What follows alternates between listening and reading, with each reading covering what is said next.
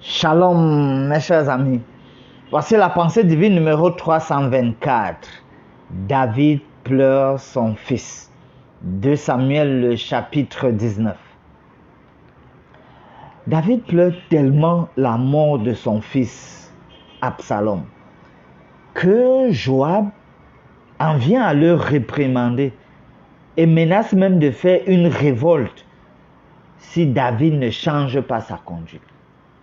Verset 5 et 6, il est écrit: Joab entra dans la chambre où était le roi et dit: Tu couvres aujourd'hui de confusion la face de tous tes serviteurs qui ont aujourd'hui sauvé ta vie, celle de tes fils et de tes filles, celle de tes femmes et de tes concubines.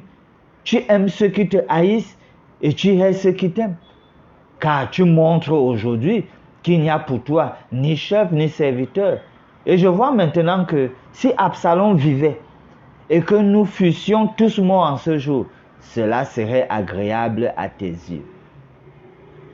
Donc, ce qui se passe, c'est que quand Joab a tellement vu David pleurer, la mort de son fils Absalom, que finalement, Joab a l'impression que David valorise plus la vie de son fils, qui pourtant était rebelle, valorise la vie de son fils au détriment des vies de ceux qui ont pris des risques pour sauver sa vie à lui, la vie du roi.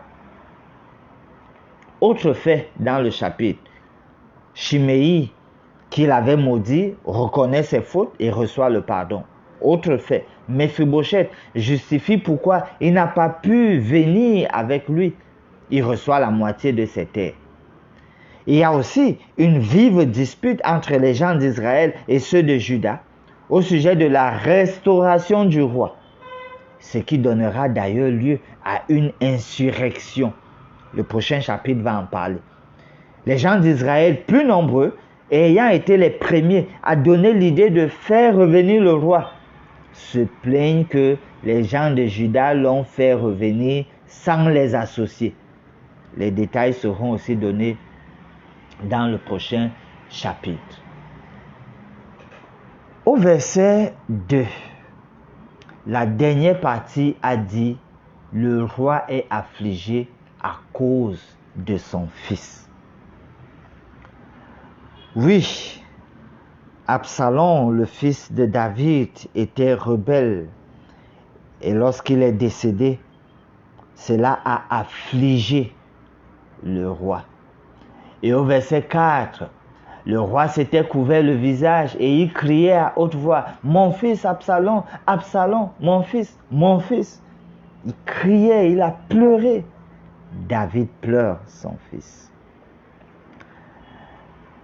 Il importe pour nous de ne pas tomber ou demeurer dans la rébellion, parce que cela va fortement, cela attriste le Seigneur, cela attriste le Saint-Esprit quand on est vautré dans une vie de péché, cela attriste.